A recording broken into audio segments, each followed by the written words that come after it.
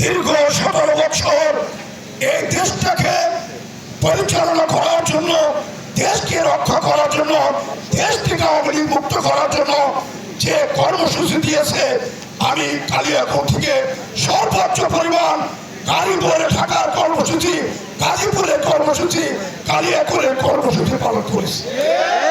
আজকে যারা এমপি হতে চায় তারা বাড়ি থেকে বেরিয়ে কালিয়াকৈরের কর্মসূচিতে দেওয়ার আগে অন্তত 10 বার খবর নিয়েছে মিছিলে হুমায়ুন কবির থাকবো কিনা, মিছিলে হুমায়ুন কবির আসছে কিনা, সে উপস্থিত হয়েছে কিনা। আমি যদি উপস্থিত হয়েছি তারপর তার আস্তে আস্তে সেখানে যাওয়ার জন্য চেষ্টা করেছে। এই লোক কালিয়াকৈর বিএনপির রাজনীতি।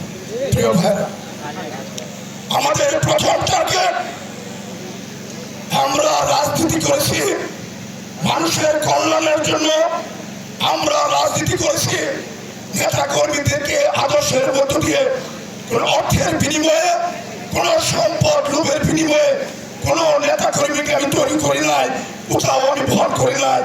অনেক নেতা কর্মী অনেকের কাছে বিক্রি হয়েছে, আবার পরবর্তীতে নীরবে খেতে নিস্তেজ হয়ে গিয়েছে।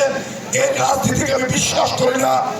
যে মানুষের মধ্যে আদর্শ নয়, যে মানুষের মধ্যে, যে কর্মীর মধ্যে দলের এবং নেতার আদর্শ না থাকে, তার দ্বারাতে কোনো কিছু করা সম্ভব নয়।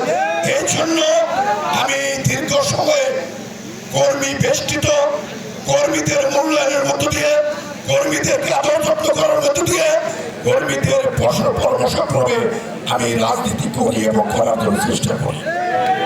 আশা করি যারা আমার কাছে বিগত দিনে সহযোগিতা পেয়েছে, যারা আমার কাছ থেকে বিগত দিনে তাদের রাজনৈতিক অস্তিত্ব রক্ষা পেয়েছেন, যারা আমার কাছ থেকে বিগত দিনে এই রাজনীতি করার সুযোগ পেয়েছেন, আগামী পার্লামেন্ট নির্বাচনে আমি আশা করি তাদের কাছ থেকে একটা স্যার হুমায়ুন কবির খান পাবে, এটা আমি বিশ্বাস করি।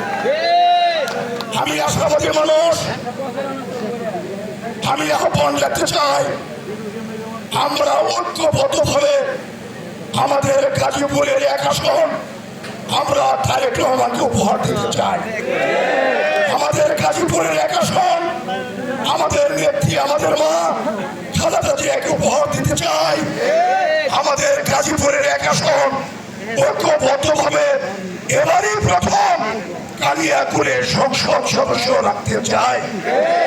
ভাইয়েরা, আমরা সেদিন আবেদন করেছিলাম ওই চিঠির